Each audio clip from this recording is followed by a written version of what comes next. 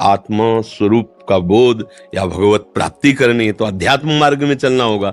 अब अध्यात्म मार्ग से आप इसे काट सकते हैं, अन्यथा तो फिर लड़ाई झगड़ा राग द्वेष तो चलता ही रहता है। अध्यात्म मार्ग से कि ये आदमी क्रिया कर रहा है, लेकिन इसका कारण क्या है। बुद्धिमान आदमी कारण पे पहुंचता है, क्रिया पे नहीं टिकता।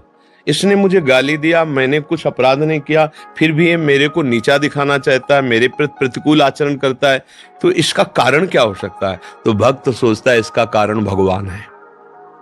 क्या भगवान क्या कारण हो सकते हैं, हमें गाली क्यों दिलाए।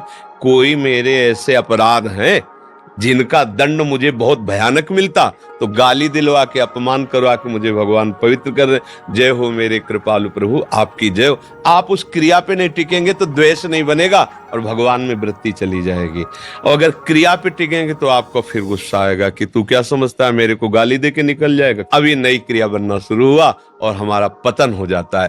थोड़े से क्रोध में हम अपने जीवन को नष्ट कर लेते। माना आप बहुत बलशाली, उसे मार दिया, फिर आपसे बलशाली कानून वो आपको अपने हाथ में, अपने पंजे में लेकर आजीवन कैद में रखेगा और फिर मन आपका जलेगा पूरे जीवन। ना भगवत चिंतन कर सकते हो, ना परिवार की सेवा कर सकते हो, ना देश की सेवा कर, पूरा जीवन कूड़ा हो गया।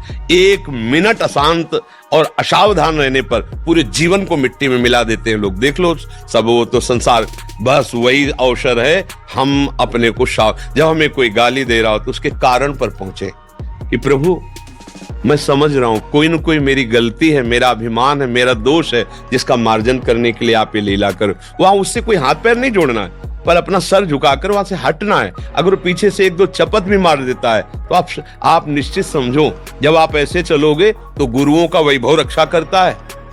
आप सर मोड़ के चल दोगे तो आप जिनके लिए सर मोड़ दिए वो उनका सर नीचा करवा के छोड़ेंगे। इतनी सामर्थ्य, अनंत शक्ति संपन्न है। गुरु वाणी के अनुसार चले, सहन करना, दूसरे को क्षमा करना और उस समय गुरु चिंतन में, भगवत चिंतन में लग जाना तो बच जाओगे। लड़ाई झगड़ा राग द्वेष हर व्यक्ति के अंदर है, आप नहीं, हर व्यक्ति के अंदर। इसी को मिटा दे सो महात्मा, और जो इसी में फंस गया वही संसारी पुरुष होता है। महात्मा जिसके विचार, जिसकी बुद्धि निरंतर भगवत तत्व में स्थित होती, उसे कहते हैं। कोई भी घटना, कोई भी परिस्थिति, कोई भी दुख, कोई भी अपमान उसके हृदय में क्षोभ नहीं पैदा कर सकता, क्योंकि वो विचारवान है। तुरंत विवेक के द्वारा अपने को संभाल लिया। और अज्ञानी पुरुष तुरंत उस घटना से, घटित परिस्थिति में आकर वो ऐसी नई घटना कर देता है जो जीवन भर शोकित होना पड़ता है, जीवन भर। इसलिए भैया सावधान रहो, दूसरे की कोई गलती नहीं, मेरी ही गलती का परिणाम दूसरा मुझे दे रहा, पक्का समझ लो। ऐसे विश्व में किसी की ताकत नहीं कि आपको छू ले। अगर कोई मुझे दंड दे रहा है तो मेरे किसी कर्म का, किसी जन्म का वो फल है और मुझे सह लेना चाहिए, हिसाब किताब बराबर। अगर हम नया कर्म करते हैं तो फिर अलग बात है। और उसी समय एक और बात जिसको गुप्त है कि इस पर ज्यादा वार्ता नहीं होती। आप बिल्कुल ऐसे ही चल रहे हैं और किसी ने गुरुवाणी, गुरु, इष्ट, इसके प्रति प्रतिकूलता पैदा क्यों, आपको होश ही नहीं है और आप कर बैठे जो करना है। अब वो आपके बस की बात नहीं है। वो ईश जो है, वो परमात्मा जो है, वो सदगुरु जो है आपसे करा रहा है।